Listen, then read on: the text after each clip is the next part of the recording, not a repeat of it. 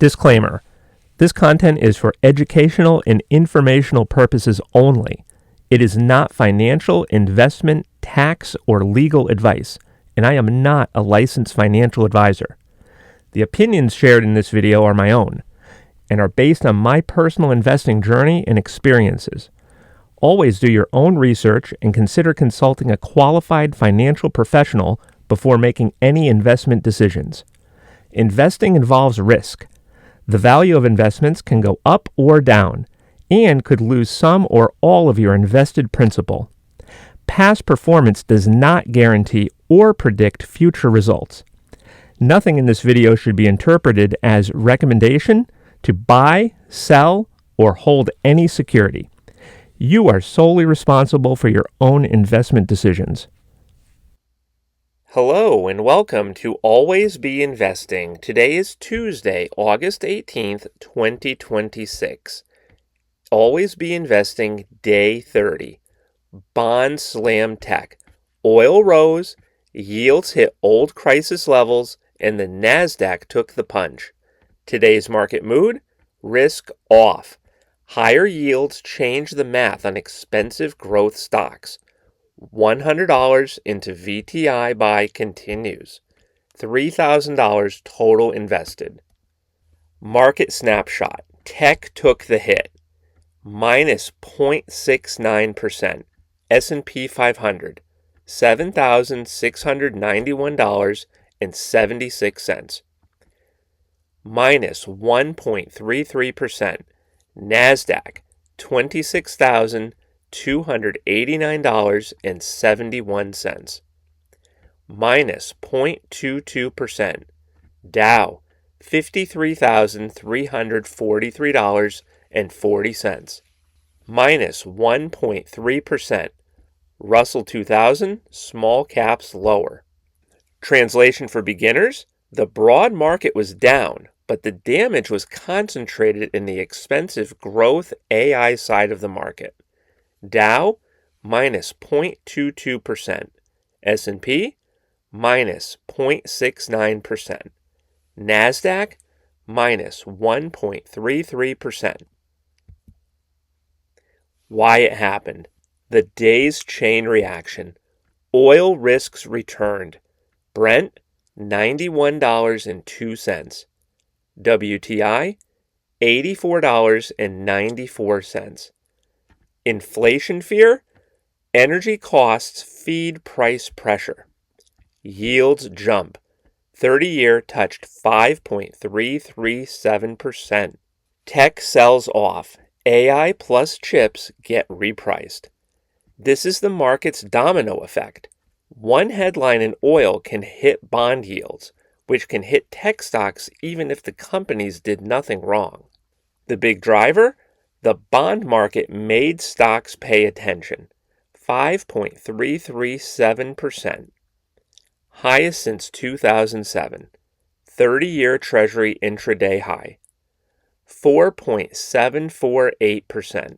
Highest since January 2025. 10-year Treasury intraday high. 35%. Odds of September Fed hike. 69%. Odds of hike by December. ABI lesson? When safe bonds pay more, investors demand a better price before buying risky growth stocks. That is why higher yields can compress PE multiples even when the long-term AI story still exists. Commodities? Oil risk came back into the story. $91.02 plus 0.17%. Brent crude close. $84.94 plus 0.52%. WTI crude close. Why oil mattered today? Higher energy prices can make inflation stickier, which keeps pressure on the Fed and Treasury yields. Both Brent and WTI finished at their highest close since July 24. Oil is not just oil. It can ripple through inflation expectations, interest rates, and stock valuations. AI trade under pressure. Semiconductors cracked hard. SOX ETF minus 5%. DRAM ETF minus 9.0%. NVIDIA minus 2%. Micron minus 7%. Western Digital minus 7.4%. SanDisk minus 9%. Not AI is dead, more like paying any price for AI got expensive. Sector rotation. Money rotated, it did not vanish. When yields bite, investors often hide in areas with steadier cash flows. Energy, plus 1.8%. Healthcare, plus 1.6%. Staples, plus 1.1%. Nasdaq, minus 1.33%. Beginner takeaway: red indexes do not mean every stock is being dumped. Markets are always reallocating. Earnings spotlight: Home Depot was the not everything is broken story. $47.86 billion, plus 5.7% year over year Q2 revenue.